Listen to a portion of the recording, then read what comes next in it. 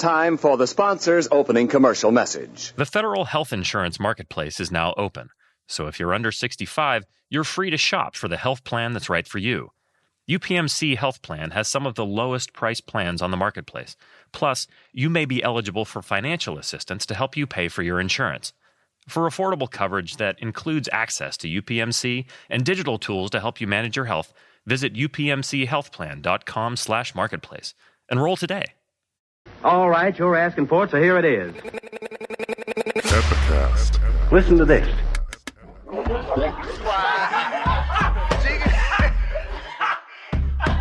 want you fucking laughing at we partners pod, kid. You understand? We in here drinking, singing, swinging, all that shit, dog. We sweating, getting wet, all that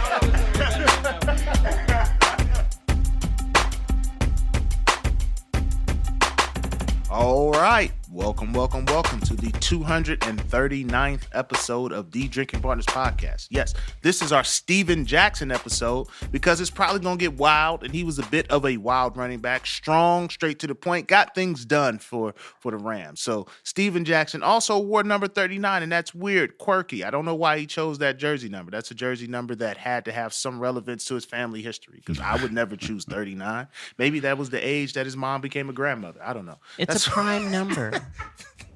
Maybe because it's a prime number. Yo. And he wanted it to be the prime. I don't of his know, because career. 13 times 3 is 39, so it's not prime. Okay, so I'm full of shit. You're kind of full of...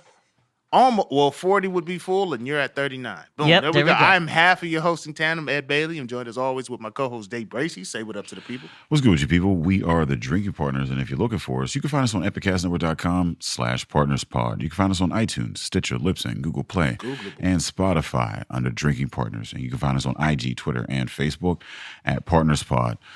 239 episodes, man. We have been asking you, and we will continue to ask you, man. Please hop on iTunes, hop on Facebook, rate and review. That's how we know we're doing well. That's how we let others know that we're doing well. And that's how we continue to do well, man. So please hop on iTunes, hop on Facebook, rate and review. Doing it well. 5 years of you doing that. That is so perfect. That sounds like you just, boom, it's there, just out in the ether. Next motherfucker come and compliment this dude's voice without making any mention of how I sound. Even if it's negative. Say I sound like Steve Urkel. I don't care. Just let me know you hear me. Ed, I hear the middle childness of your upbringing. Oh, shit. In that whole Shots early. Listen, you love us. You see us in public. You tell us that you love us. Now, at the click of a button, please tell the internet. Please tell the world. Go tell everybody, all right? Drinking Partners is a good thing. We're a good time. We get you through work. We get you to work. Whatever you need, man. We out here. And we get you to listen to some folks that are affecting the city. You know what I mean? So make sure you listen to us. And as always, in lieu of rates and reviews, all right? 238 times I've said it. 239 times after this time. Just fucking take heed, all right? In lieu of rates and reviews, we do accept shots of Hennessy, all right? So shout out to Car Guy DJ, a.k.a. James Logbo, a.k.a. I'm Getting Money, and the Conways for starting the trend. Shout out to everybody who's kept that trend going. It doesn't have to just be Hennessy. We take beers. Whatever the fuck you want to give us free. Give me lunch one day. Look, you see me in my suit, stop acting like, what the fuck is you doing in the suit? Yeah. Take me to lunch, motherfucker. Like, legal services, we'll take. We will take legal services. lieu of rates and review. I cannot wait. I shout out to cannot JD wait Law. to get to the point where I could do something illegal and it's not going to affect my job. That's the only reason I'm not out here doing wild shit. It's not so much whether or not you do it, it's whether or not you get caught. And it I'm depends okay with on being caught. it depends on who your lawyers are. Shout out. You want to be able to do it and get caught and get away with it, because there's a lot of motherfuckers out here getting away with all kind of shit. If I'm making that much money where guilty ain't guilty no more, that's a good amount of money. Shout out to JD Law, lawyer services in the JD building. Law, no shake. The official lawyering services of the Drinking Partners podcast. I mean, if your ass is in the heat, holla at your girl. You know what I mean? If I like JD Law, no shake. I don't know about. Oh, hey JD. Oh, yeah. Yeah, because I don't know how you put that no on the shake. commercial. JD Law. If your ass is in the heat, She'll get you back out on the street. Hey! oh, bang bang, bang bang. Oh, that's it. Yo, man. She done got two of them. She got two. JD Law, straight nugs, no shake. JD Law, if your ass is in the heat. street, it's got no. You gotta have like it's got to be like the Whitney Houston "I Want to Dance with Somebody" video. If your ass is in the heat, get you on the street. JD Law. That shit's hey. That's hot. That is hot. That is absolutely hot. That's how we start in 2020. We can just all hotness. This is how you starting out your decade. Yeah, that's how we started out, baby. No shake. You know what I mean? That's what DP is for 2020. It's no shake, man. It's gonna be all swag, all right? And we're gonna kick this off right, because I gotta get into our guests. And not in the sense of what she talking about, but we do need to get into the psychology. Phrasing. Well, hey, look. You about to have a whole bunch more followers after this episode. Good. Talking about your little costume shit. I'm finna curve a bunch of motherfuckers because y'all late. That ain't got nothing to do with us. But it's an honor when we can have individuals who perform at Epic Nights who are not of this city, but we keep bringing back because we enjoy their craft. We respect, their dedication to the craft, and this is one of those individuals. And we need more of you in comedy, all right? Because this, we need more female I ain't having no more comedians. babies, but not of you specifically, not clones of you, but just funny females in comedy. People that not funny, not even just funny on stage, but just funny in real life. That green room hang that goes a long way, man. When you can chill with a motherfucker in the green room and feel comfortable doing it. Like, this but every ain't time weird. you left the room, when you came back, we were on a different level of weirdness, and you were just like, I just shouldn't even come back in the room. Well, that's how cool you are, because I accepted that shit. It was great, though. That was a great group last night. We got to introduce you, because everybody's like, who is this? Yes. Who is this? Yes, that's a comedian. You know comedians don't shut the fuck up. When we doing our intro shit, comedians, they go, hey, I'm here. I'm here too. I don't know if y'all 20 minutes ago. know. I'm in the room. I'm in the building. Motherfuckers. God damn it. I'm going to be honest with you. I literally almost said, would you hurry up and fucking introduce me so people can... Well, I will introduce you. We have Leslie Battle in the building. Say what up to the people. What up, my people? Is that your government name? Is Battle? Leslie Battle is my government name. You a vet. You a vet. I am I'm a military veteran, yes. And you got the battle. Like, that means okay, so here's the story with the name. And you're a comedian. The story, it's a lot. Like, let me tell the story, Day. It's a comic book character. Hold up. You're a superhero out here. I have a costume for that. Would be a dope name for... That would be like Black Lightning, the background the story. I retired. Black Lightning and I retired from the army. I retired Got hit with a bomb. You know what? I'm gonna just wait until y'all shut the fuck up.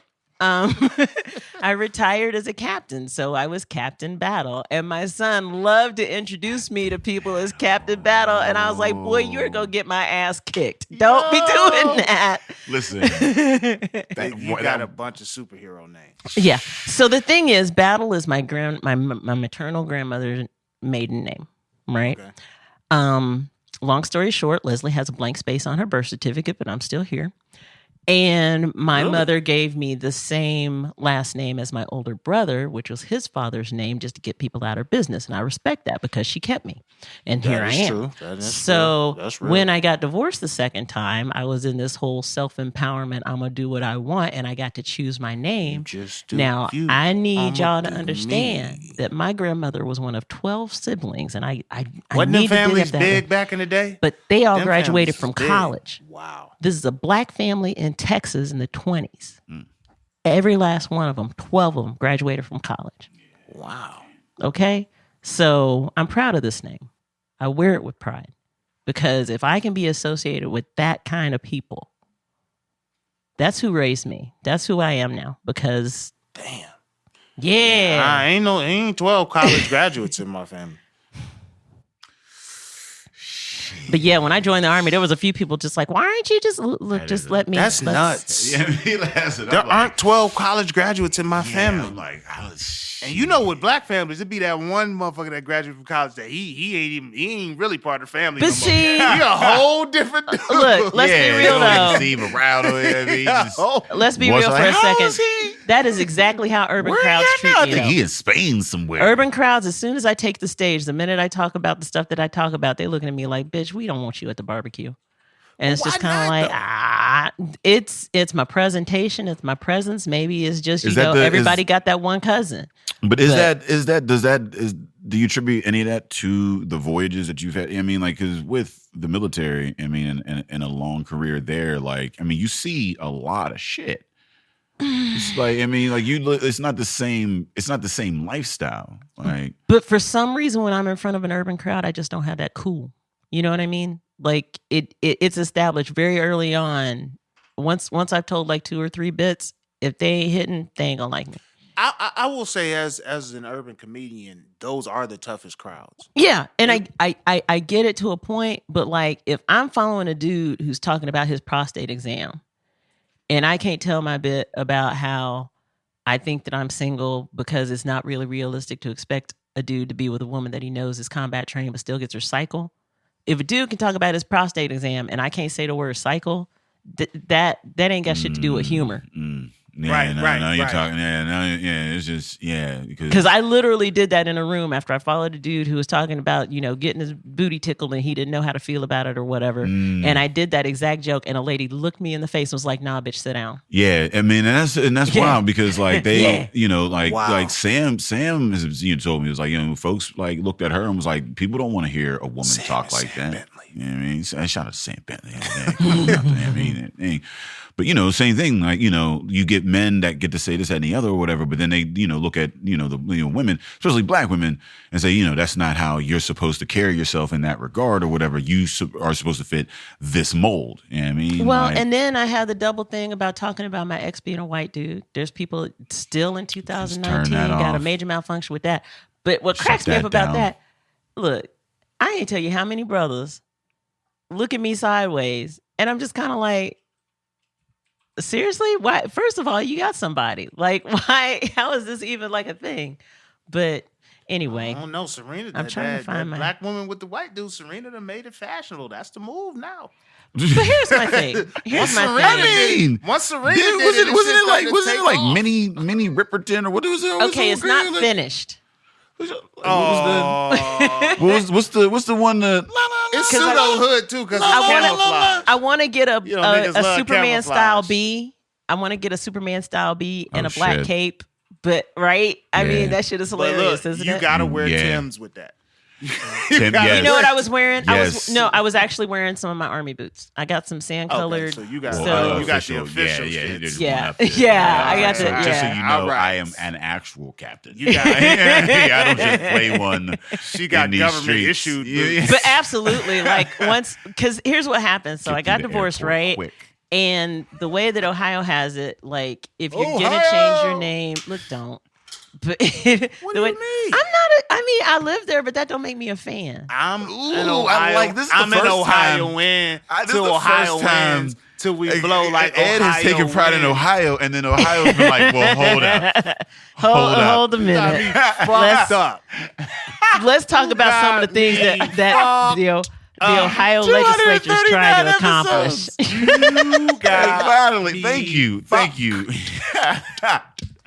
Oh, so if any Ohio of my is the shit fans, when there's a city there, that mid part, that whole, there's like a big ass L of emptiness that I don't fuck with in Ohio. But the places that got cities, I fuck with. well, but that's isn't that any Columbus is state nice. though? Isn't that any like- state though? Because the They real got about it They is got if a nice, you're not in the city. They got a nice market out there. That's motherfucker. America. That, Columbus what has is a lot that? going The on. 13th Street or some shit like that? What's that market? It's over there by the convention North center or Market? whatever. Is that the North North Market or Market whatever? with all of the all the shit in there. Look. They got like all the shit in there. look. got all You the don't shit. go into North Market unless you got your tax refund. That's right. I mean, like, don't go in there thinking that you just gonna walk out with like one piece of candy. That's Yeah, nah, no, you're it's- gonna come back Ohio, with baby. like It's you gonna amazing. walk back out of there It's with like wonderful in 13 there. countries. You know what I mean? Yes. In your bag. You Yes. gotta come to spend some money back. They got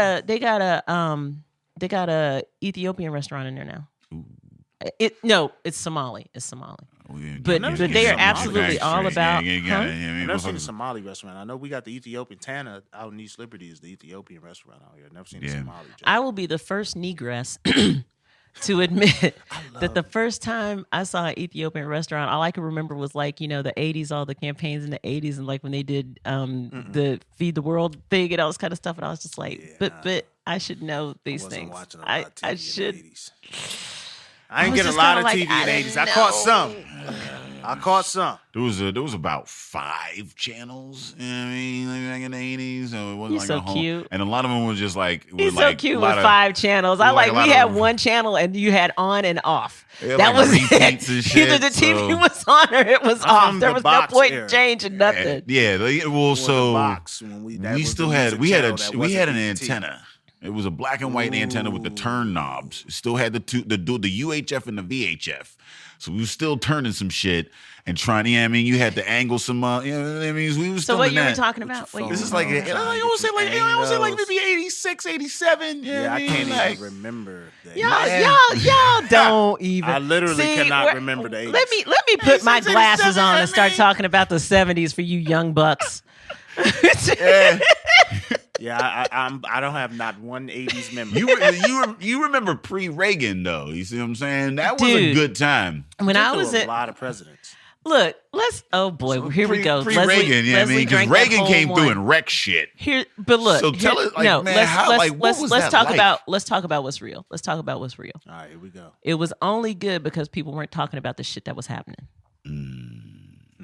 So yeah, Okay. there was I never really a mean, good. I don't want to Everything's harsh the good, vibe, man. but that's what I'm saying. Like for all the shit that people were putting up with in the name of being a part of the society and not talking about.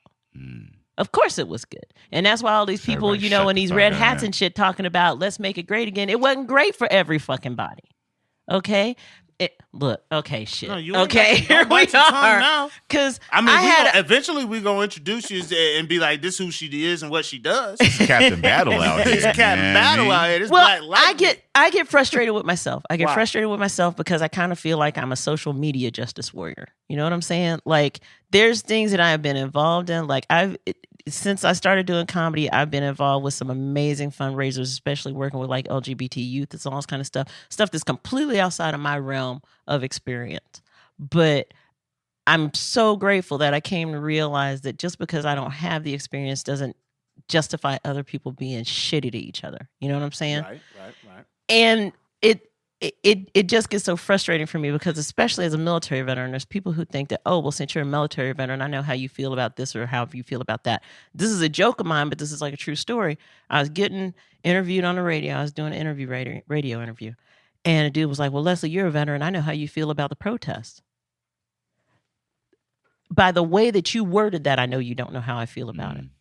Okay? Because at the end of the day, somebody who looks just like me could be killed just for looking like me. I am way more offended by murder than I am by a dude taking the physiologically least offensive position they possibly can. God damn, the least. Like, listen, man. I'm You like, cannot commit an aggressive act easily from a kneeling position. It is not physiologically possible. And there's people out here bitching about it, telling me when I should say what I should say. And I'm supposed to be like, oh, I absolutely see it that way because you're just used to this and you don't understand that I have just as much right to be a citizen as you do. Word to Jay-Z. My bad. Oh, I guess I feel like shit. But that's the thing. It's just like, that's kind of the double-edged sword of being a comic because people see you doing your thing as a comic and making people laugh and everything. And then when I want to talk about my grandmother's grandparents were slaves and I had blue-eyed babies and I don't even have the right in this country to know my genetic history, everybody's like, oh, whoa, wait a minute. We don't want to talk about that. Right. Why fuck not? That's reality. Because it would knock America off the pedestal that we've placed ourselves on. But see, that's the thing. You're uncomfortable about shit that directly affects me, not you personally, but you know what I'm saying? I'm you talking to pointed at me. You people pointed right at who, okay, sorry, Ed. I was trying, I was trying not I to didn't be. know I motherfucker. was the And your offender. shit. Let me tell you about your shit. But that's the what I'm oppressor. saying. Like for me, you know, like Dave was talking earlier about how it's so obvious that in spite of the fact that so many people in power in this country talk a good game, when it comes down to practicality, when it comes down to daily practices, when it comes down to what happens in the courtrooms, on the streets, at the end of the day, it's very apparent who this country doesn't give a flying fuck about. And what's amazing about it is the people who have been most freaking instrumental just by numbers. Look, if you didn't have women, you wouldn't have babies, you wouldn't have a taxpayer base. Okay. I mean, let's. Okay. I mean, I didn't see it going to taxpayer base, but I can see. Tell me that I'm wrong. I'm not saying you're wrong. That's what I'm saying. And that's what I'm saying. There's all of these conversations. Eliminate your taxpayer base. You're fucking with us. Yo, and that's the thing. Is like so many of these discussions have literally been engineered just to cultivate this idea of fearfulness that we as women can't make it, that we as minorities can't make it, that we as, whatever group can't make it. We've been making it. We just haven't been getting credit for making it. How do you live this woke, as let alone be funny? It's painful. Like, how do you? Wow, that is real shit, man. Isn't self-awareness the most painful fucking thing on the planet? Look, God damn it! Like, just turn it off. Somebody turn this shit off. But that's the thing. The biggest challenge for me is being able to know when I'm in a safe space to talk about these things, and when I just gotta chill and just give the people what they want in that moment and save it for when I can talk about it. Are you saying you have to choose your battles? Dude, I am a cold talking bitch like never was. Oh shit. Yo, that's the intro to Captain Battle.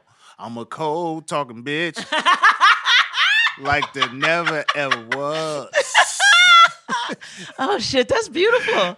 And look, we finna have a Netflix series about Captain Battle. You should do that shit. Oh my god, it would be social justice warrior Captain Battle.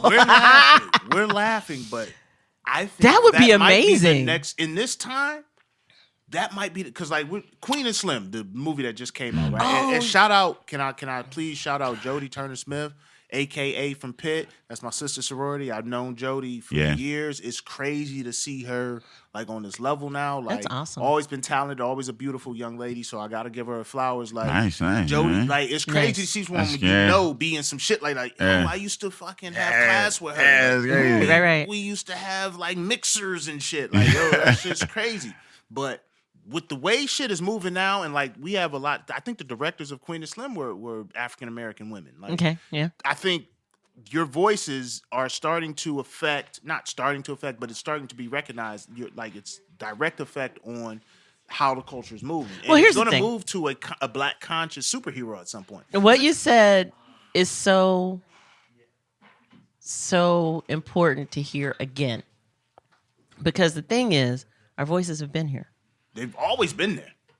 And it's both encouraging but frustrating to me that even in 2019 we still need allies. You know what I'm saying? But sorry. But at least people are starting to listen. And I can't be ungrateful for people starting to listen. You know what I mean? Like if you really want to be that person who just want to be angry, like I hear it, I hear it, but at the end of the day, if we're gaining traction, let's keep the traction, let's keep the momentum, because at some point, that's why I told my tits joke last night. I just wrote that about a month ago. And so the thing is on the surface, it sounds like, because when I get to the punchline, then it turns into the sophomoric thing.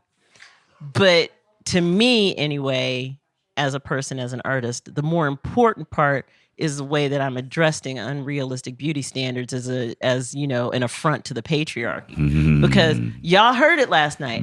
Every word I said when I was doing that diatribe, and I don't have it nearly as perfect as I want it, but it's like the first thing that I've written, and I've been doing comedy like 8 years, but this is like the first thing that I've written that it's like, I feel the purpose behind this thing and why I'm doing it. Isn't that a great level to get to? Dude, I'm so addicted imagine. right now. It's just not even.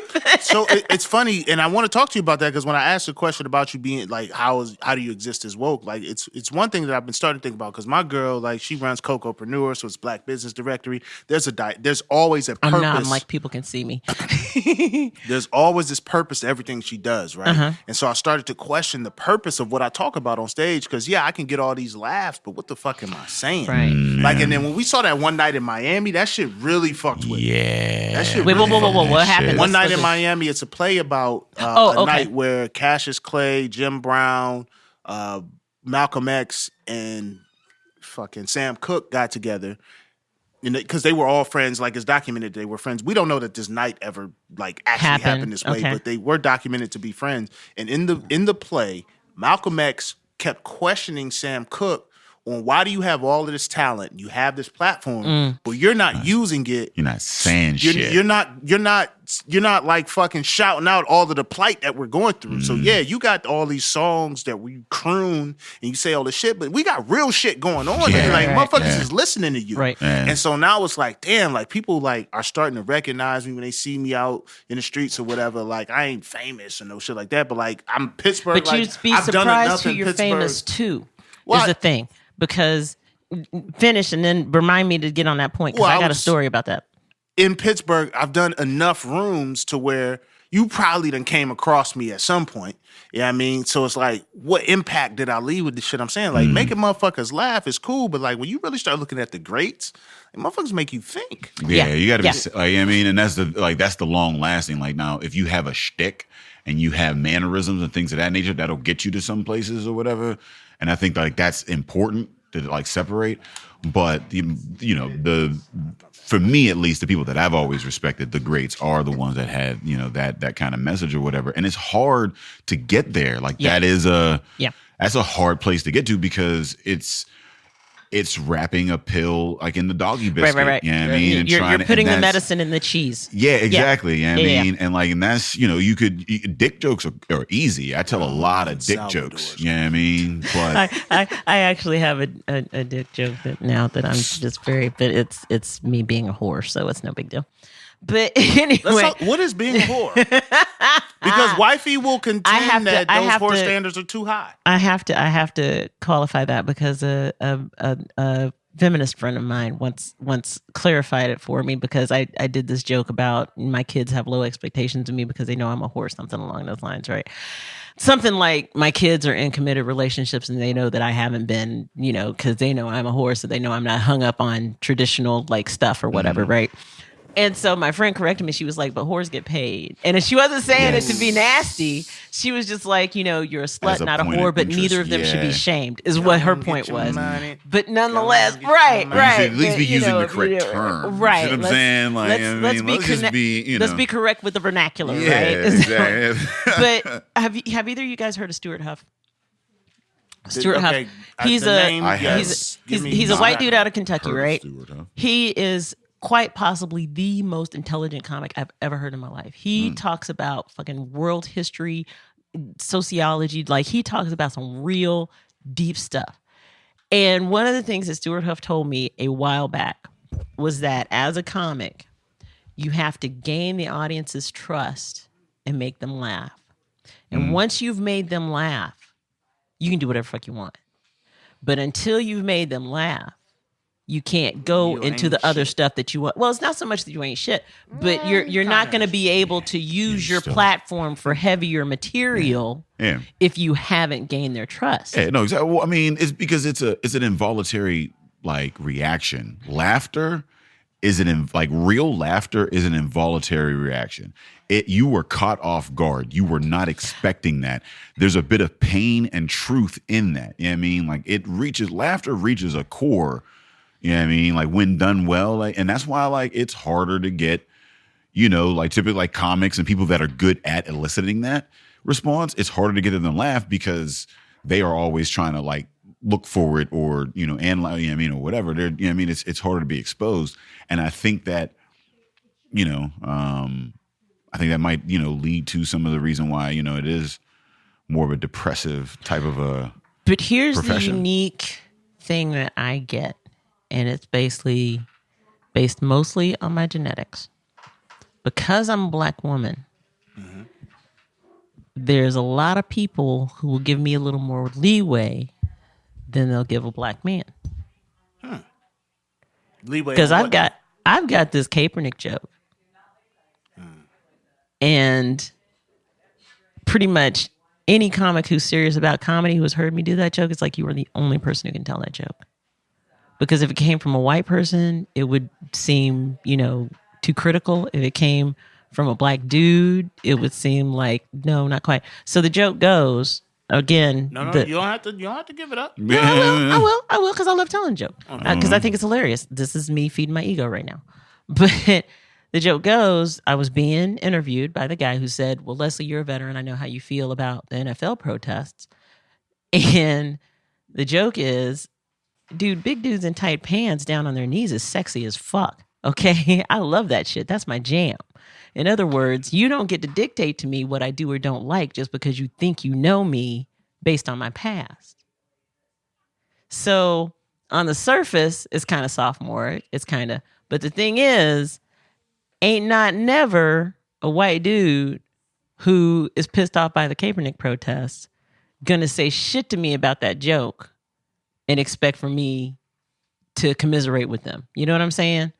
Like, by me saying, this is the way that I look at it and you just have to accept that. Yeah. Because if I said it, he's going to come up, but dude, come on. He can't, come on. Exactly. What about the military? Like, that's what he was saying. And that's the thing, though, too. Vets. That's Like, what about me?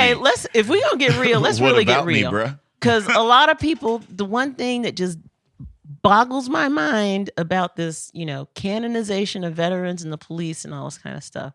At the end of the day, those cats are just part of society like anybody else. But we separated them.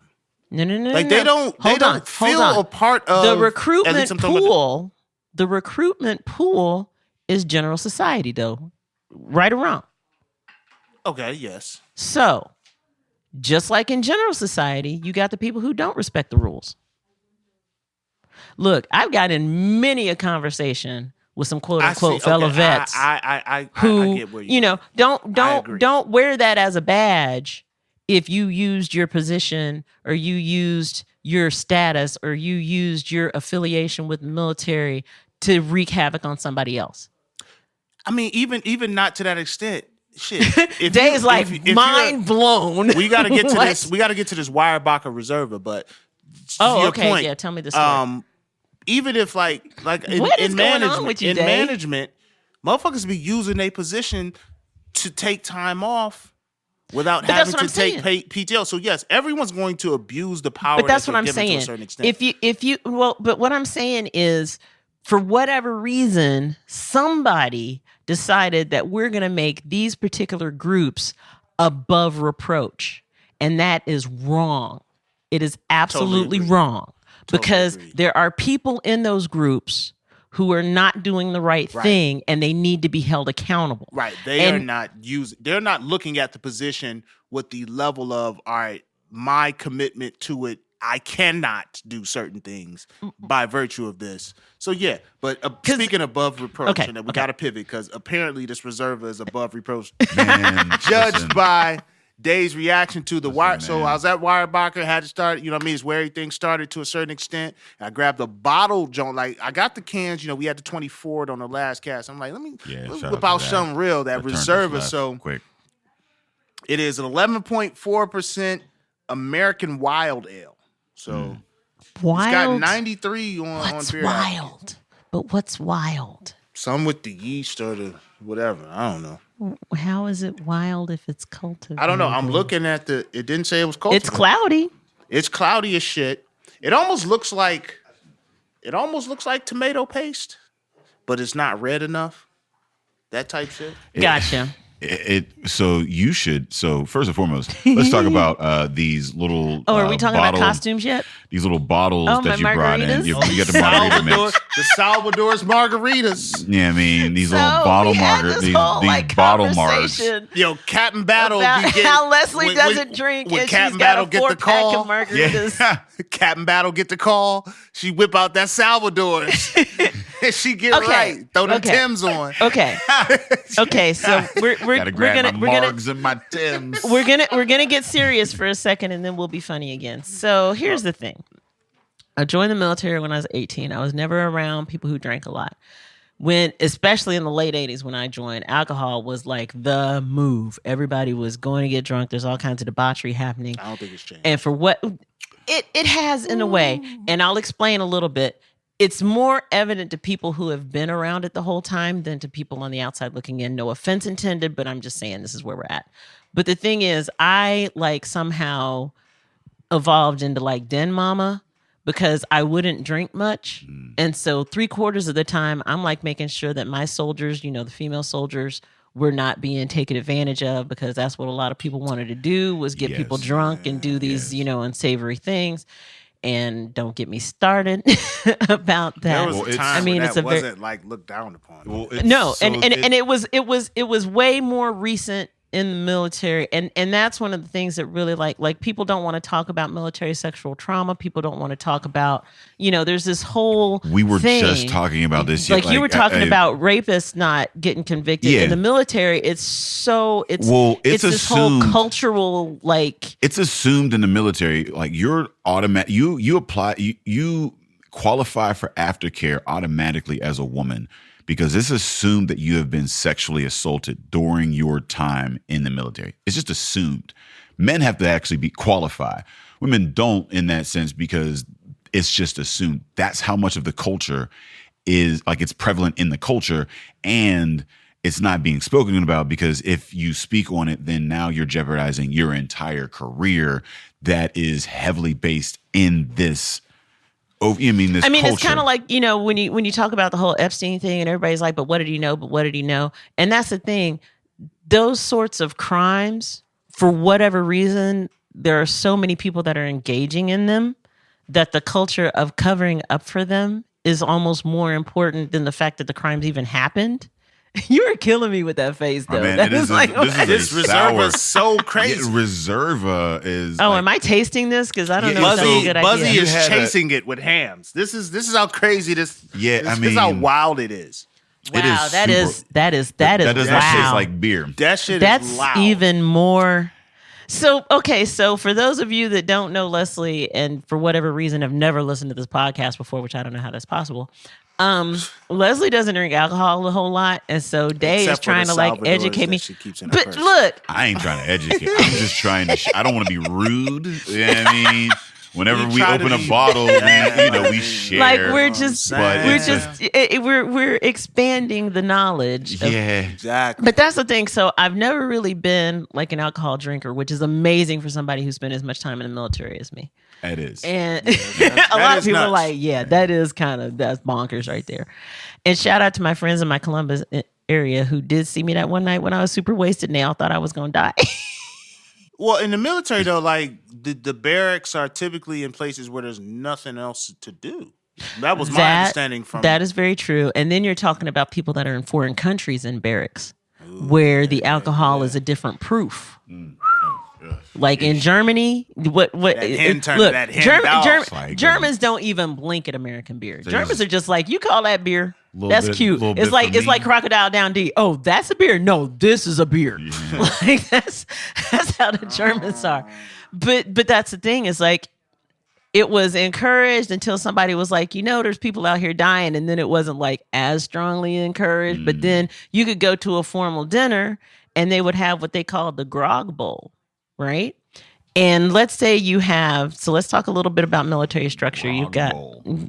Let's talk a little bit about military structure. Prison shit. So you have a brigade, and a brigade is usually made up of 7 battalions, and each battalion usually has 300, 500, maybe 1,000. It depends on, but a big battalion is going to be one that has 1,000. Usually it's like 300, 500 soldiers, but the brigade is usually like 2,000, 3,000 soldiers all told. So if you've got 5 or 6 battalions of 300 each, then you've got like 1,500 soldiers total in the brigade, right? So if you go to this formal dinner, which is like the leadership and people who have been invited for the whole brigade, then what the grog bowl was each battalion, usually their sergeant major, would bring a container of alcohol, and it could be a fifth of vodka, it could be whatever, but they would bring a container of alcohol, and all of this alcohol would go into the grog bowl. So it would be straight whatever the fuck they put in there. So it's a kitchen sink. Hold up. But see, that's not the thing. So when we start talking about, y'all ain't never heard of this shit before? No. Look, I was sitting there watching it like, so somebody's going to do. That's exactly what it was. That's exactly what it was. And then if you didn't drink from it, you were shamed. Oh yeah. I was thinking that. Yeah. If you was didn't thinking drink that's from it, you were Hazen ashamed. and- And so somebody finally came up with we could have a non-alcoholic grog bowl. But That's were how you you get more encouraged? hazing. Well, Now Right, but I right. mean, It's yeah. not Now like shit get crazy. Yeah, Right, I would right. Now probably this shit take. gets nuts. I would probably rather take the alcoholic definitely grog doing bowl the alcoholic grog because I don't know what the fuck that shit is that you putting in a non, and it's not Well, going to be no. sanitized. It would be. At least the alcohol's gonna sanitize the shit that or whatever. It would be but it like would still. what? Oh, But, you but I mean, juice- you still. oh, You're I not thought gonna you have meant- like Ain't nobody like making fruit no punch shit with Kool Aid. juices and- called the- No, a bunch of juices. Motherfuckers is called throwing the pepper grog. juice in that Motherfuckers shit. It's gonna be throwing- hot. But no, and weird. absolutely, it would be like All hot types of sauce and yeah, it would be. ridiculous It'd be hot whatever. sauce. Like it'd be all Yeah. kind of like. That Listen, shit I'm gonna got take all types At of least I'm gonna have the thickness and weight to it. Nah, I ain't. That like hurts. Like this is if this was pepper, it would be burning, but instead it's No, just this reserve sour. is- No, it is It's just sour. it is a punch you in the face like aggressive ass drink. Like, You I gotta mean- be careful. Anything bottled where you got a cork, that shit ain't Ooh, that shit ain't laid back. It ain't muted at all. Yeah, I they made don't. this- They don't put wooden tops on 5%. Ain't no All right. loggers. Point like in a taken. Point taken. Nah, ain't no loggers in a. I made the suggestion earlier that the purple stuff. I was like, well, I could drink that if I had like a packet Purple of stuff? sugar with me. shout out to North Country. That purple stuff is fire shit. It actually I tastes. actually the more I drink liked it. it tastes like purple. So like it tastes like a nondescript stuff. grape drink. You know what I mean? Like It the grape reminds Huggy me or of, something, or like- like a grape Kool-Aid. Purple stuff. if a Jolly Rancher didn't have sugar, Yeah. because Like, it's got that like, tartness, but it doesn't like- have the sweet. It's like white people's grape Kool-Aid. Like it's like white people don't ever So put it'd be enough a sugar in that shit. jolly So it's lot attendant. But it's got raisins in it, though. It's got raisins in it, though. Okay, how do you feel about raisins? You like raisins? You like raisins, Dave? Raisins are okay. There's a time. It's Right. like so oatmeal cookies. Raisins are like sex. Sometimes it's a just good not oatmeal right. cookie with like a plump Every raisin in it or whatever. Sometimes Yeah, I mean, it's I'm not cool with right. it. Every time. And it's then not I right. like a raisiny, like 12%, motherfucking something from like The only thing I Dogfish don't type, like you know, about like- oatmeal raisin cookies is they look too much like chocolate chip. If there was a way to make oatmeal raisin cookies, that you could look at one and tell that it wasn't chocolate chip, then I'd be like, okay, that's cool. But it feels just kind of fraudulent. Yeah, the only thing I don't like about oatmeal raisin cookies, I would say, is the raisins. I don't like the raisins. Dude, look, the closer you get to 50, you're going to appreciate some oatmeal. That's all I'm going to say about that. But yeah, I like the oatmeal. I don't like the raisins. Oh, you don't like the raisins? I if you don't like raisins, do not then- fuck with raisins at all. Okay, well, that's cool. I mean, at all, ever, They're in any capacity. the reality Not one, to me not a of capacity. life on this planet is that the reason we have so much variety is so that nobody would starve. People, Because people at the trying end to of the starve day, you're going to find something that you can at least tolerate.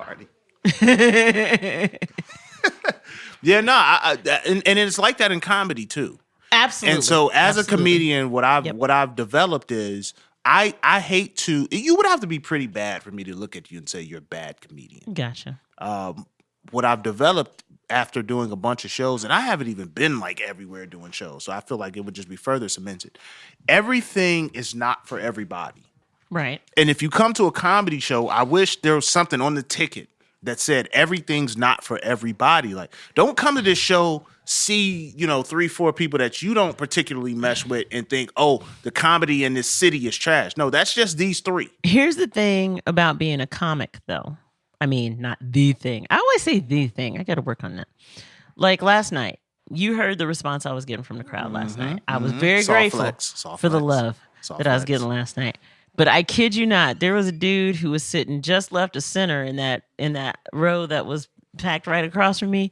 He did not crack a smile I kind of feel like I know the the dude. whole time. I kind of feel like always did he wondered. have He on the was black looking at me like, vest? are you freaking serious right now? And so I just stopped looking at him. But that's the thing. It's like the sooner as an artist that you realize that you're not for everybody, the more free you'll feel. I agree. Now, and it's funny because there are 2 different go. philosophies to how to Is attack that. Yeah. Yeah, you gotta let go. I mean, because Yeah. you keep trying to chase that shit. I Yeah. mean, at some point you gotta just be like, all right, well, I'm just not for you, but the folks that I am for, let's have Here a we great are. time. So that is Right. a You know what I smart mean? way Yep. to do it. We'll learn more about this in a moment. Looking for training in a new career? Or just need help getting started on a new path? Are you looking for new employees, training for your current employees, or starting your own apprenticeship program? If any of these appeal to you, the Southwest Corner Workforce Development Board can help. With 4 Pennsylvania Career Link centers in Beaver, Greene, and Washington counties, we can help you meet your career goals or to find the right employees for your business. Contact our offices at 724-229-5083 or visit us at www.southwestcornerwdb.com. What I do, I see that guy, and now you're part of the show. Not in a negative way, but I never make fun of you. Okay. To where you feel like you're the butt of all of the jokes. But I will call out some shit that everyone can see. Yeah. If you're not laughing, I'll make you a part of the show. Because if I don't make you laugh or whatever, maybe you just being recognized will make you smile. Will help. Well, because I already got them. That. I already got them. They already on board with me. But I you're not on board with me, I'm gonna get you. I lose empathy for the people that ain't feeling. It's not even that. But I think it's an egotistical thing for myself. Like I don't give a fuck about how you walk away from the show because I know in the game of percentages in comedy, just like in the NBA, if I'm shooting 45% from the field, I'm good. If I get 45% of the crowd to laugh at every joke, that shit looks good. I'm gonna sit here and act like I understand NBA percentages. Well, somebody shooting 45% field goal percentage is doing all right. Shit. That's nice. So not Shaq. That's the only thing I know is Shaq couldn't shoot a field goal percentage was, he's a center, so he's above 50-60%. Oh, really? See, that's the thing here's the thing that I don't understand about sports. I mean, dude, I'm so good right now. She feeling it. She's playing Candy Crush. It's Toon Blast. Get your game right. Reserva. But the thing is, and this is part of the reason that I'm really not into sports so much, is a person can be doing. I mean, you have to do well to just even end up in that realm. Right. And the negative talk about people who aren't doing like super numerary, over and above the average of that realm. And it's just, that's kind of the thing. So you at that level, we have our expectations of you. Doesn't matter that you got to go out and play against a bunch of other dudes. But the expectations are shit that the consumers can't do. Is the Right. thing that gets me is people are talking shit about shit that they can't do. Exactly. And I can't get with that because like if somebody can do a thing, that was my contribution. Well, I also don't have cable, so you pay whatever cord, streaming, man. You got to cut the cord. Whatever streaming service that you no cable. I even canceled my password. Netflix and Hulu. I got you don't need any Pirate Bay. You just need internet. You got the Pirate Bay with a terabit drive. Yeah, the internet. You use the internet. I mean, but I have been watching a lot of YouTube lately. Shout out to Napster. YouTube, yeah. Because YouTube, people putting on. Because here's what happens: like, I'll go to YouTube to post one of my videos of a performance, right? And then I just go down this rabbit hole of all the stuff that just comes up on the list. Huh? You read the comments? Oh, fuck no. Comments are so toxic anymore. People, I thought you know what? Look, go down the rabbit hole. I thought you was reading. No. Don't do that. It's just like the next video that comes up. Then I click that, and then the stuff that's on the list. Then I'll pick something like 4th or 5th down the line on that list. Once they start doing suggested vids, suggested videos are the suggested vids be having you fucked up. Next thing you know, I'm watching like a freaking makeup tutorial on how to make the chin hairs on your the Google get me because I'll go to search and like right in the search bar, it got all my favorite shit just sitting there. Like I know you came for whatever the fuck you came for, but remember, have you thought about this thing? All the things that start with the letter S that we think that you like. Yeah, try. We think you would like Szechuan chicken.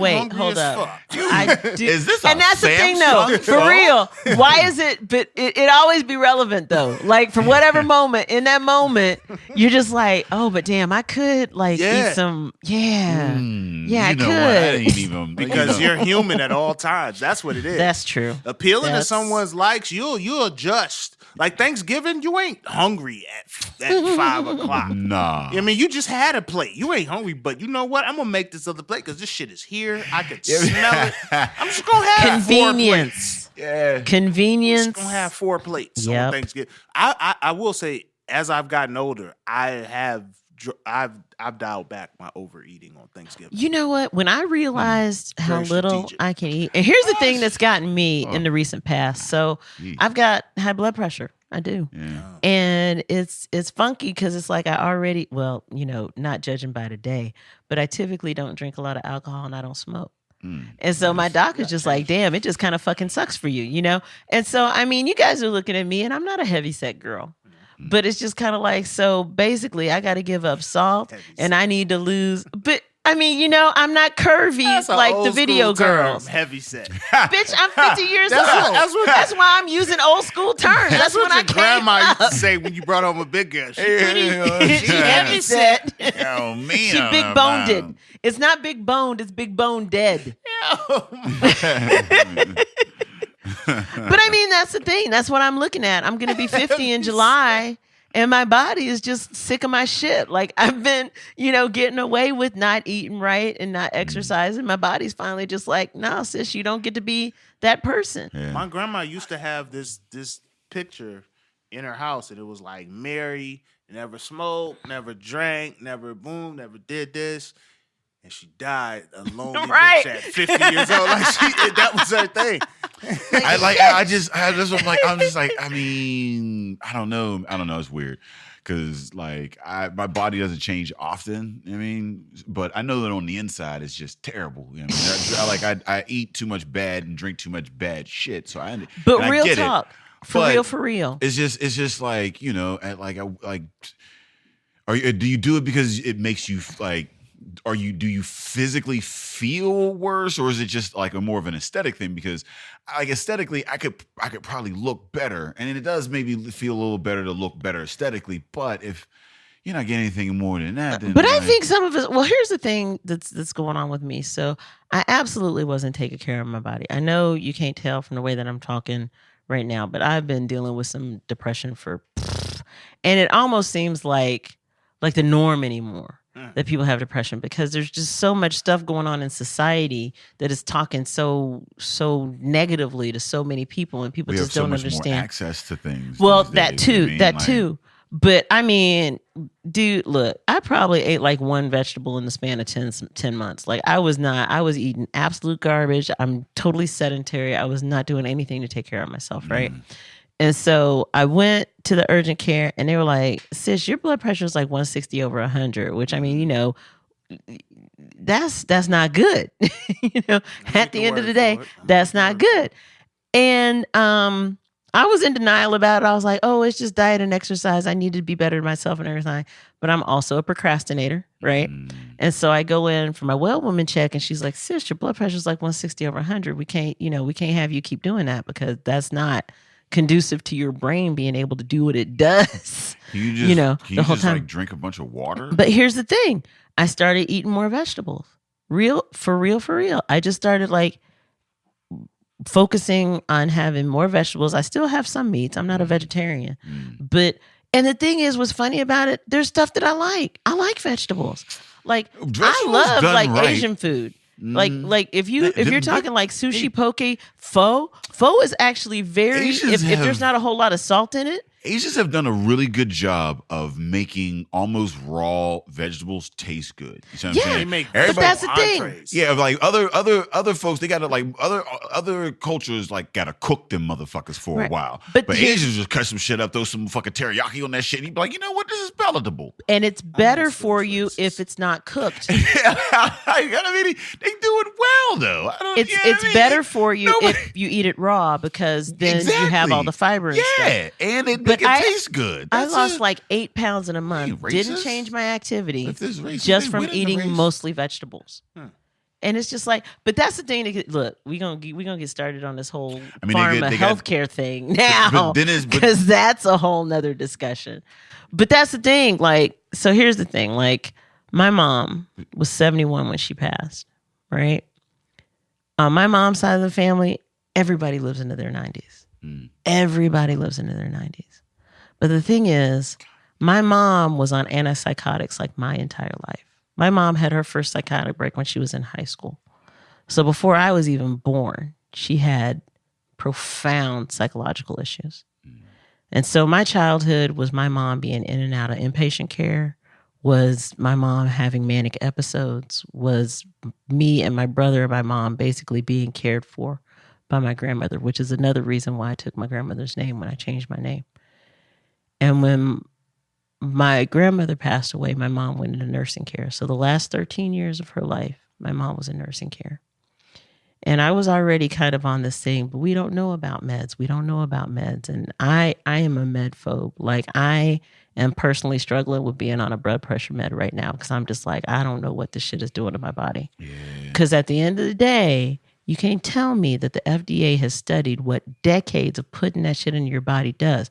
But what I can tell you is that my mom died at 71 after being in a controlled circumstance for 13 years. And like, I vividly remember not too long before my mom passed, I was talking to my aunt about what was going on with my mom, right? And she says to me, well, you know, something about they were wondering if it was the cholesterol med that she was on. And in my brain, because I was a med lab tech for 17 years, right? So I still got enough science bouncing around in here that like there's some things that make me ask questions, right? And I'm just like, how can a person who is on a diet that has been set by the institution that she lives in be on a cholesterol med? Why are they not feeding her the foods that she should have, that her body can metabolize? I mean, she is not remotely involved whatsoever in the decision making as to what she was eating at that point.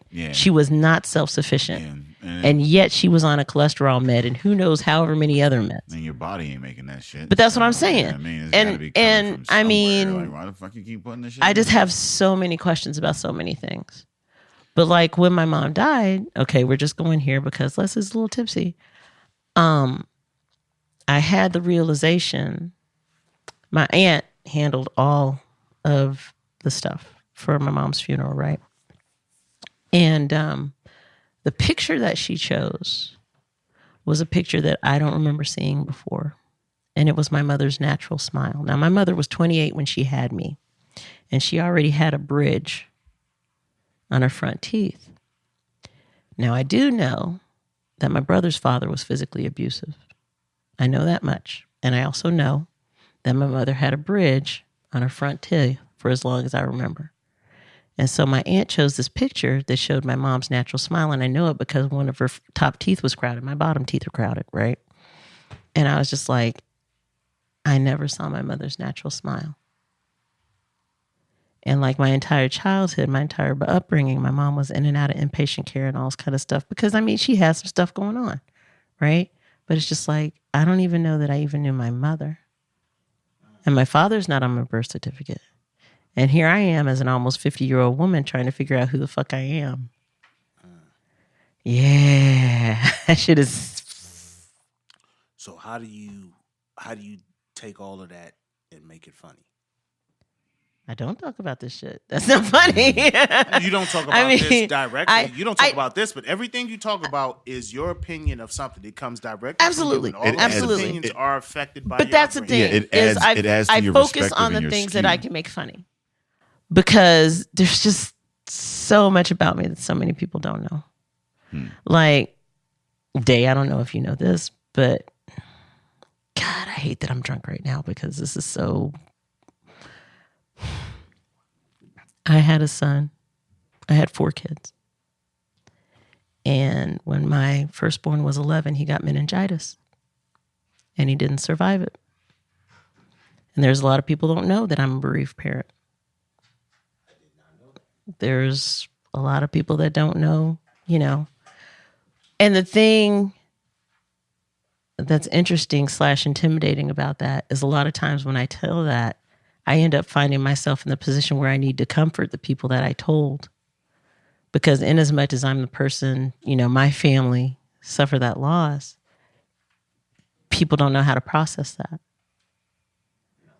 It's not a thing that comes from a conversation. You don't think about your 5th grader passing away from relatively natural causes. He would have been 27 this year. Yeah, I mean, that's I think that's when you look at comedy in general, what we do is this kind of group therapy type thing where, we, as comedians and even as people in the audience or whatever, we take turns getting our shit out there. You know what I mean? In a way that people don't typically talk about in their living rooms or at, Thanksgiving or whatever. I mean, that laughter that you get when you expose something about yourself and then somebody else laughs and then another person laughs. That person is like, was bold enough to say it. And then another person was like, yeah, I thought I was the only one. And then another person goes, oh shit, they think it's, or whatever too. And now you have this whole room, like you said, like earlier in the podcast about how you ain't really shit until you get that first laughter. And that first laughter is that involuntary reaction. And that involuntary reaction typically comes from a place of, of pain and tragedy, like comedy, like. But the reason that comedy has been so therapeutic for me is kind of like twofold, right? Because one, here's the thing. So when I first started doing comedy, I was already 40 years old, right? So I've been beat down by this divorce. I've been beat down by the military. I've just had all of these messages telling me that I'm less than. No matter what I do, I'm going to be less than, right? And so I'm going to these open mics and there's all these 22-year-old white dudes talking about their penises and fucking fat chicks. And I'm thinking, ain't that so prevalent at the open mics? God but damn I'm it, thinking because that's all I see, I'm thinking that's all people want to hear, right? No, we don't want to hear that. Well, that's the thing. It took me starting to take paid gigs because people were like seeking me out. Because I'm not the 22-year-old dude. I talked about vagina a lot. A lot of vagina. But that's the thing. Like, I went into this with such a completely skewed view of what comedy was because I wasn't a student of comedy before I came a comic, right? I started comedy because I needed something to stroke my ego after getting dragged through the mud in court. And I mean, it was bad. It was so super bad. But once I started getting picked up for paid gigs, I would have ladies in the audience, come up to me after the show like, oh my God, I'm so glad you're not a 22-year-old dude talking about penises. I'm sick of hearing that shit. But I didn't know because that was what I was seeing time and time and time again, at the mics and stuff. But the other thing is like I said, I grew up a gifted kid. I joined the military right out of high school. I went into my first marriage. That didn't work. Went into my second marriage. I was 19 the first time I got married. I was 20. 19? 19. Why? I was... Dude, look. Stuff happens fast in the military. You don't even know. Oh, damn, 19. I was 18 when I joined. My pullout game was still weak. I met the love of my life when I was 18 and a half, and we got married when we were 19. Pullout game was terrible at 19. Actually, you can't trust me with family decisions. I can't even pull out. But that's the thing. In the military, by the time you're 20, you're leading other people. If you join when you're 18, you are a supervisor by the time you're 20. And there are financial advantages to being married. Not to say that's why that's true. But I know people who did that. But he was hot. I mean, that's just, and I hope he's listening to this because I would never say this to his face anymore. That's why black crowds are critical of you because you describe them as hot. Really? Yeah, we don't use that term in urban areas. My bad. Hot. Okay. Any whom. But after I started, a whom would get you tossed out. Look, I've already made peace with that. That's where I'm at. But the thing is, so I started comedy when I was 40 after my second divorce, right? And I was just like, I'm not this horrible person that people are trying to convince me that I am. Now, when I was in high school, I was a theater kid. I would have done community theater, but I had my kids every other week. And nothing was going to interfere with me having my kids in every other week, right? So I was like, well, what can I do to get on stage? Because my oldest did show choir, right? So I was watching those kids do their show choir stuff, and I was just like, dude, I want to get back on stage. Why am I not? Because I had spent so much time in this completely repressive marriage that was wrong for me, but I convinced myself that, the toxicity was worth the struggle because I was one of, how you get in that whole mindset is like, oh, but if I'm suffering, it's for the good. Fuck that shit. Yeah, like Fuck somehow all this pain of that is shit. gonna pain. Okay, That's if what, anybody that's is listening to this and of- you're suffering for the sake of suffering, stop it That's because a you're lot doing of it for the wrong fucking reason. that's a lot of Fuck church somebody shit. else. Motherfuckers, I mean, the church it basically says if you suffer now, your reward is in the afterlife. So they're basically like, look, man, suffer the whole time you here. Yeah, let us get But rich. you know who's saying it? Yeah, People who aren't fucking suffering. People see who those aren't motherfuckers suffering out there for like themselves with the are yachts saying and that shit shit like that. They are gonna have an eternity of hell after this, while you're gonna be sitting pretty, and it's like, About that. yeah. Sis trying That's to not how this Look. shit works. But that's the thing. So I started comedy because I was like, well, this way I can get back on stage. And I knew that I was a competent public speaker. That was never an issue, right? I didn't know how funny I was, but I knew I was that person that always cracked people up in conversation because I needed ego strokes, right? So I started doing comedy. That is a very good. People were like, "What got you into comedy?" I'm like, a desperate need for attention. I'm sorry. I mean, you need at least that first of all. Like, I had to go talk to kids. They were like, "Oh, can you talk to the kids and tell them about some things or whatever?" And like, I'm like, I don't really know what to tell these motherfuckers because, like, I mean, to be a comedian, you kind of had to have a shitty upbringing of some sort. Like something. It's not so much that you something have to bad have kind of had to have Right, happen you to had to for have you to have a something- You had to live skew. life. right. Yeah, right, you know what I right. mean? Within Like, life, At the bad end of the things are gonna happen. day, all comics are seeking validity through humor to overcome something. Now, everybody's on their own journey, and whatever their something is looks different from person to person. But at the end of the day, and that's one of the things that has made comedy so therapeutic for me because all of my life I have been held to a different standard. I was a gifted kid. I joined the military right out of high school. I was in these unsuccessful marriages. I was hating on myself for so many reasons because I always been held to these higher standards. And so when I got into comedy, now, mind you, there's a lot of people that's doing stuff in comedy that ain't, the way it's supposed to be done. But at the end of the day, I was meeting other people who were human, who were healing from things, and it was okay. And I realized that me being human is okay. It's kind of like it's kind of like improv, but like we're not all just like slapping five after we failed for 10 minutes. Look, I've seen some improv where people are doing these freaking like film noir scenes, and it's just like, this is not what improv is for. We shouldn't be talking about the scars of war. There's some really in good improv. really, really good improv out there. Oh no, a there's lot of it absolutely is some really good trash. improv Nah, out but there. I think though, so it and again, it goes back to this crossroads where you get to a point where, all right, I'm funny. I can take an idea You and would I not can believe how long convey it took me to realize that I was funny. After years of people, look, it was last Tuesday when I realized I'm cute. I mean, for real. Oh, shit. I mean, for real. I mean, Can't like, stop I it. could A take the sister who- A pictures. sister who knows she cute. Yeah, can't tell her it's shit. It's finna get crazy in Yo, 2020. you can't tell Leslie nothing. That's look, Captain Battle. Look, July 31st, I turned 50. It's finna get fucking lit. Okay? Because I'm gonna stop giving a shit when about you motherfuckers so get much 50 stuff. and be like, I'm cute. Look, Like, I'm cute, and Boy, guess what? please. My retirement is on track, and Right, got right. my own money. You can't tell me nothing. Like I only got Shit. 9 years before I'm- that military I'm out retirement here kicks looking- in. Bitches gonna be balling. I'm out here looking for All a right. 47-year-old like a motherfucker. She don't think she cute and set yet, but she already got money. Give me a 47-year-old. That's a power couple. I mean, You a young dude and a 47-year-old. I'm be out here with my 47. Captain Battle Me out and my here. 47. But that's the out thing here. is like Captain I'm Battle with a finally- young Bucky. And I hear that it's kind of consistent for women my age that it doesn't matter how many positive messages you get. The shit that society is feeding you like overwhelms it so much. And like then people are like, but Leslie, look at you. girl, you got it together. You do. What's the it's got to be in my brain that I got it together, or it's not going to. Or it ain't together. What's the cougar scene looking like though? Is that I mean, and how do I get on that motherfucker? But let's be real. Let's be real. Let's be real. Because hold on, because that's the thing though, right? So like, men are, able to date so much, like, I mean, below Men with do with not it being approach me. with it being okay or Stop whatever, it. I mean, without Stop the norms talking. or whatever. Stop So talking.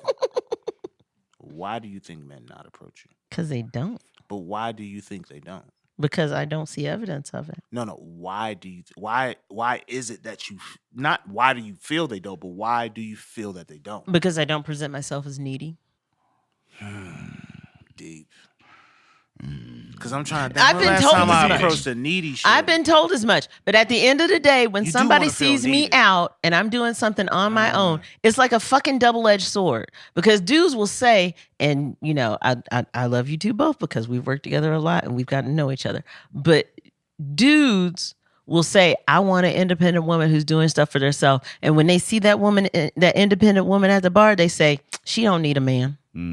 So I've never been to the point where She's just like, sis, I feel that shit so as much. JD Law still in the building. Yeah. Yo, so yeah, I don't know. I ain't been on the scene in a while, but like I never got to a point where I'm like, she don't need a man. Like that's so that's not So even you're not changing in my with younger scene, dudes. is all you're saying. That's You're not not in even my scene, changing is with all you're younger saying. dudes. Like I feel like millennials are looking to be But here's independent. the thing, but let's so be would real. they not be looking for But someone let's be real. who's, you know what I mean? And it's kind of age immaterial. mean, 'Cause It's you kind of freaking age going. immaterial is that a dude of any age, a dude of any age that is looking for a woman, there's for the vast majority of them, they need to feel needed. okay, so They here's need hold to on. feel- In relationships, people feel people. needed. If you have a relationship of any sort, Yeah, I you mean, wanna feel you're gonna needed. feel you want to feel needed. Yeah. But I want to. Here's my thing, right? So after a marriage, you know what I mean, like you've lived that life, you've done that whole thing. Do you still feel a need to like couple and like be like in a relationship, or Absolutely. do you? I mean? do. Like, yeah, I do. 'Cause that's I'm your speaking thing, for you know what I mean? myself. Yeah. I do. Because I know that both of my marriages were grossly dysfunctional. So you want the And right so, one. like, I'm literally When do like they become this real talk. dysfunctional? They Like, at usually what start point out in that the way. marriage do No, they they usually become start out that dysfunctional? way. The relationship is dysfunctional. You get married thinking that this is the best that I can do. You're dealing with the dysfunction because you're saying this is the best that I can do. And then when you finally get to a point where I can't deal with this shit anymore, then you're just like, oh fuck, what have I been putting up with for the past X number of You start years? to reevaluate and shit. and Right, you're like, right. God damn. But at the end of the day, my quick and simple about it, if there's anything about it that's one-sided, then it's dysfunctional. See, that's interesting that you say that because I feel like Been married like I feel 0 like years. the view of marriage went from this is the best that I can do to is this the best that I can do? Like First I feel of all, like let's talk motherfuckers about now. marriage for a second. Okay, Marriage is a talk- social Let's construct. talk about Maybe. man. Okay, marriage Yeah. is a social construct. Yeah. And remember what I was saying about Keep the tax me breaks unmarried, early? girl. Keep me unmarried. Say some shit But that that's keep the me thing. from popping the It's question. like there are people in our society who put so much more value on whether or not you have that piece of paper that they could not fucking care less about whether what has you in that piece of paper is healthy. Yeah, well, there are some societal spaces that being married definitely helps. But that's what I'm saying. Why should people benefit from being married as a social contract if Stability. That's what insurance but companies if will that's what I'm argue. saying, if the end result is to have a healthy relationship, then why does Don't it have to nobody be? give a fuck about your relationship. But that's my point. That is my point exactly. I don't Is think that. people are saying, let's make this a legal thing. Yeah, But that's what I'm saying. People are saying, let's make this a legal thing when they're not saying, oh, but by the way, you shouldn't beat your spouse. I don't Oh, know. but by the way, you shouldn't berate your kids to the point that they can't function. Oh, by the way, y'all Yeah. should think of each other I as don't- human beings, not as I don't- assets. I don't think that, and that's the difference between. See, I think that there's there's marriage and then there's a relationship. You know what I mean, and I think that But see, they shouldn't be mutually exclusive. But I think that they are, because marriage is a social contract that we are saying, hey, we have these various, and it's very much business like. It's very much we have these goals. It is business. It's business like a motherfucker. We're gonna it is, and we're gonna put this in there together, and we're gonna do these things for the share or whatever. Now, same thing with business or whatever. Like, you might not like the motherfucker that you're in business with, but you're in bed with that motherfucker, and you got to figure that shit out, because at the end of the day, you are in business together. Now, a relationship is, do I like you? And that's why, like, you don't get into marriage with a motherfucker just because you like them or even that you love them, because that's not going to make a good marriage. That doesn't, like, I might like a motherfucker until I'm a roommate with that motherfucker, and now I live and I'm like, oh, you don't be cleaning up your dishes, and now that whole shit is different. I'm not about to put into it. You know what? Let's you not know what I'm even saying? talk Like, about you know what I mean? dishes. So, like, so you're, fam, come on. so you'll like a motherfucker, you'll love a motherfucker, then you'll get close to a motherfucker, and it's completely Let's different. talk about sex. So don't get in, don't get we can into talk about marriage both. until, I'm unless actually cleaning to sex is my best transition. But let's be real. Let's be real. How many people that are interacting with another person as a potential partner, right, have the discussion about their kinks? Well, here's the thing. When does that happen? It depends on how y'all came to be. Dave's like, It depends on how y'all came to be. So here's what's crazy. It depends on who you But that's what I'm are as saying. an The individual. gamut of When we dating, talk about relationships, the shit. very fucking last I thing can that we pee. talk about relationships all day long. We talk about relationships. We talk about male-female dynamic. We talk about, roles and all this kind of stuff. What we never talk about is communicating as partners. Well, I mean, what is Hold like, on, girl. hold up. Okay. I'm waiting. And I think they can attest to this as a man. We like to feel like we put y'all on the shit. And if you tell me you like it and I just do it, No. That's that not don't even give what me I'm the talking same. about. That's not even I what like I'm to talking feel about. like I That's put not that what in I'm your. talking I about. feel like I did that. That is not what I'm talking about. I've always dated older women because they put me onto some shit. I'd be like, wait, I didn't know. No, that's not. That's I not. ain't It's even not to take know away from that. This shit was happening. That don't take away from that. It'd be like, Cocaine on anal beads. You What? gotta, yeah, I mean, you gotta see. So You gotta you know comfortable with always you- being put on. You gotta know your You never history. want. You don't ever But want to that's put not on. what I'm Listen, talking about, fellas. Not that I I'm will. uncomfortable I will. with No, being put So on. here, But I gotta put you on so some it's shit, too. But fellas, I it's think not what I'm talking threefold, about. right? It's threefold, right? There's the being put on. There's the put on, and then there's the willingness. So whether I put you on or you put me on, if we're willing, then motherfucker, it's a thing. You see what I'm saying? So like, and that's all relationships, right? But that's what I'm saying. You don't have that discussion until you're both I need naked. to feel needed, but Right. I also Why need are to we not feel- having those discussions before anybody gets naked? Why are we not having Have you conversations? consented before? Like, Hold on, no. I'm not talking about consent. I'm talking about we are getting to know each other. If we ain't, But that's what I don't I'm know saying. how comfortable Why you are are we with not? this. As a I'm man, super I'm comfortable with always on edge. So as a man, though, honestly, I'm always on edge on. it. Okay. So okay. what can I I'm gonna bring tell you up? about a conversation that I What recently can I bring had. up to you that you comfortable with? I'ma If tell we you- haven't taken it there physically, But that's the thing. how willing are you to talk about what you want physically? That right there to me is the greatest detriment to relationships in American industrial society Okay. that we're dealing with. Because at the end of the day, so this is a conversation I had. Now, mind you, I'm 49 years old. The person that I'm talking with is 55, right? So we're mature people. We know that we're just kind of like not in this to just But be he a playing around or nasty old whatever. man at that point Stop. Why? because that's Why? what we are at 55. Not necessarily. Yeah. Why it got to be nasty if you got a consenting partner? Because you're just a nasty. It's not old nasty. Man. No. Because Man, here's- you wear but shorts here's- with I don't know if I long. want But to here's what I'm have saying. But here's what I'm non-nastiness. saying. It's Why- gotta be it's why gotta be are we nastiness so for me at averse? any age. Because you're It was Why- nasty when I was.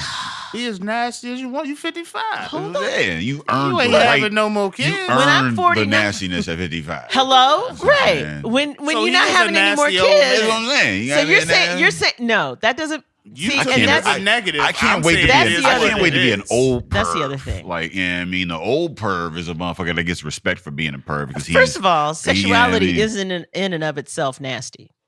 Okay? Okay. Let's make peace with that. Go ahead, Sexuality girl. in and of Shit, itself you is not better- nasty. You better stop. It don't have Why? to be. You about to have a 33-year-old on your heels. Like, oh Lord. But that's what I'm saying. Like when you're dealing with a person who is comfortable with their sexuality and they're willing to talk with you things openly, then you're gonna have fewer surprises than, oh, we just got naked and here we are. Yeah, but I don't You know want what it to be. I'm I don't saying? want it to be clinical. I don't want to be like, so hey, That we're doesn't all just necessarily going to make get it into clinical. a room. We're going to know all the remove our moves up front clothing. You're is not going to different. know everything, And but you're we're going to know going more than you to would know if you form the didn't act. have the discussion. And that's what a lot of people are doing is not even having a discussion. I would rather know what's out of bounds than to know what play is gonna get me to the end. Yeah, I mean, I would. Okay. You know what I mean, But again, the question is, at what point are you even having the discussion? Because if you're waiting until you're both naked to have the discussion, it's kind of past the point of most no dudes, return. I think that- honestly, most dudes is when you do something wrong. I think that you have to. I think that there should be some pre-discussion, right? No, there I say, hold on, absolutely hold on, should be hold on, some hold on. pre-discussion. And, I think that there should be pre-discussion. I think that it depends on your upbringing with your comfort with the opposite sex. I think that a lot of men and women on both sides. I think that both parties are not talking enough. No, that's my I point. mean, because That they're is like my point they're going exactly. they're going You they're propose going this hold on pre-discussion. they're going to their friends, which are typically women Look, are going to don't get me women started and men about are that. going to men, and they're going to their friends for like information. If you ain't fucking your and friends, they're you shouldn't be talking to them about who you fucking. Yeah, I like have it's just a you're good- talking That's my exactly. point. I mean, you got to be talking to the person, so you Several have to have that friends. conversation, a little bit of pre there, and then as you are learning and you're growing, it needs to get that conversation needs to happen. And I don't think it's not just the pre. I don't think a lot of people are having enough post-sex conversation. Well, that too. You know what I mean? Because That that's too. when it's like, hey, that thing, right? I got work in the I'ma need there? us not to Should have do been that three again. quarters Well, to the I got Right. work. I got Shoulda- work in you know the what I morning. mean? Don't You be know, trying. like a shit like that. Like I think the post game analysis. Like everybody's predicting what it's gonna be. You see what I'm saying? And fuck that talk. That's cool, what you saw before, what history had told you. But until it happens, you can't have a real Nah, conversation. I need that Monday post game morning analysis is quarterback. hey, That's how the did post-game. that post game Let's come out the analysis is weekend. that's the Okay. that's the Let's tape. come out the You got to weekend. review the tape on Tuesday. You see what I'm that's saying? what I mean. The post game. That's what's more important than the hype if and you're the bringing me pre-talk. to the podium after the game, I'm still tight. I didn't get to my third move. You ever want to get to your third move and you didn't get there? Yeah. He was like, listen, you ain't even Tap you out know. Okay. before. I Okay. had one for Yeah. you, and I Okay. couldn't get Yeah. there. Okay. I don't want to talk about it. Okay, so let's circle back to me having costumes. Gotta have that Tuesday highlight said he reel. wanted to yeah, talk you gotta about be me having in. I would costumes. like What did to- you do well? So, And how can you So improve? let's talk about me having costumes. what is the because appropriate this way to introduce is a- costumes? Because I've had costumes introduced. I was not ready. And I was not on board with the costume that was chosen. I'm gonna have so many more followers after this. That would be awesome. I would love to have a discussion with your followers. Here's the thing. What a lot of people don't know about Leslie, and this is gonna sound like a thirst trap invitation. It is Captain not, Battle. right? But I'm a very sensual person. It I am sounds like very through this much- podcast that you you might not know. I am very much a big fan of foreplay. I'm very much a big fan of doing display type activities for my partner. Okay. So you like the Bed of Roses type thing or whatever? I mean, like you Display being type like the candles. Look, and, you know what I mean, there like are very few things that make me feel better about myself than getting a man aroused by dancing for him. Very few.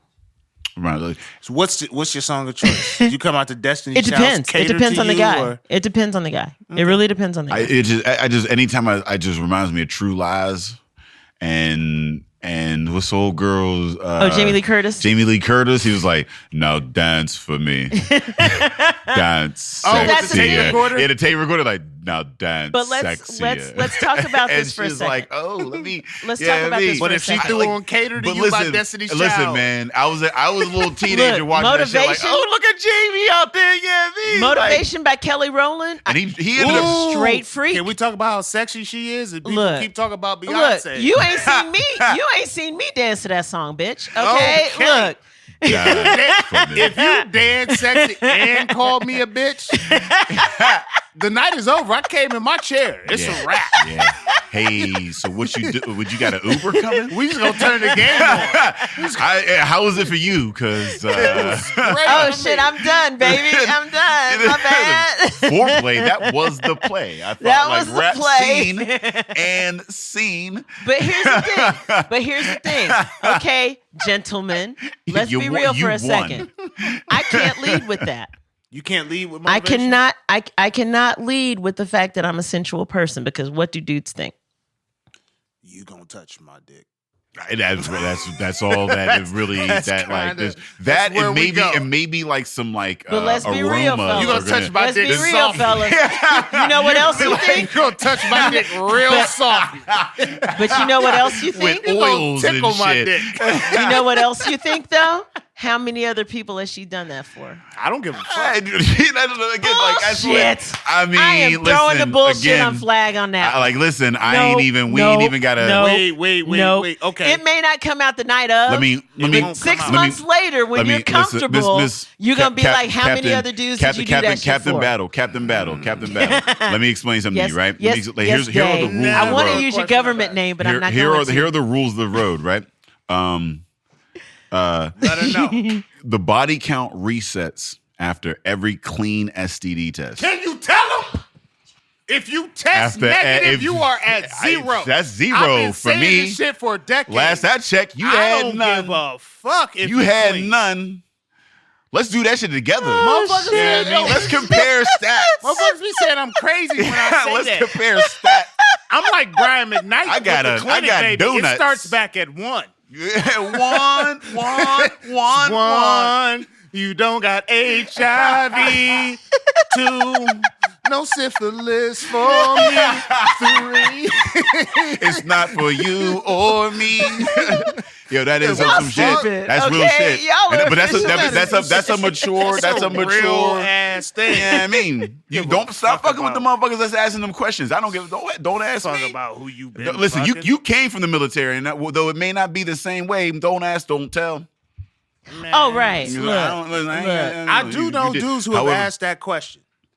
And when they There told are me they've dudes who asked are that question, absolutely I've hung up on asked that. them, why did you ask that question? What positive is going to come from that Right. question? How exactly does were this you getting from detract that? from your experience? There is no that she had practice before you. there is no acceptable body So count. you basically got Because- the best presentation of the product and you're mad about it? There's no acceptable body count. Nobody's going to None. nobody's going to BMW and being like, yo, how many of these threes have you put out, sir? Right, You know right, what I right, mean? right, Like, how right. long did it take you to get to this 3 series that I'm currently So buying? tell You know me what I about mean? this generation of brakes. How did you get to You know what I testing? mean? Like this is if this ain't your first outing in brakes, then I don't want Lord to have fuck with mercy. it. I'm not. That's crazy I've talk. never. I found out a chick fucked a friend of mine one time, and I said, "Why did you let me find this out?" Yes, I wasn't. Now looking I gotta for it. talk to him. Yeah, I wasn't looking for it. Now I gotta explain to him how we came to be. Yeah, we're gonna have to approach that off air. So let the people know where they can find you. I am at lesliebattlecomedy.com is my website. Links to all of my social media are on the homepage if you look in the upper right corner. And also on that splash page, you can see my upcoming shows, even though I haven't updated it for a minute. So, and if you're wondering where to find me talking about life like I'm some kind of Greek sage, it's only on podcasts. So They let the people know where they can find us. Hey, if you're looking for us, you can find us on epicastnetwork.com/partnerspod. You can find us on iTunes, Stitcher, Libsyn, Google Play, We Googleable. and Spotify Yes, under ours. Drinking Partners. You can find us on IG, Twitter, and Facebook at PartnersPod.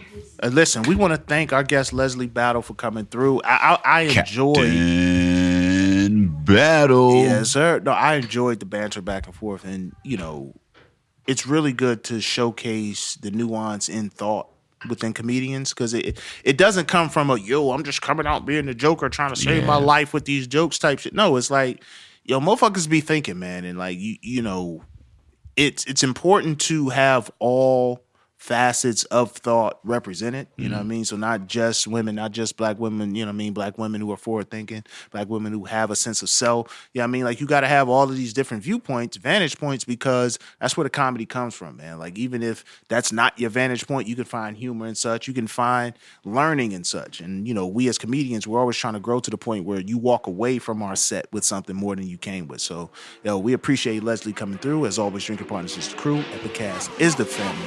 And we out here. I don't know, man. It's not happening. You don't have to be out of.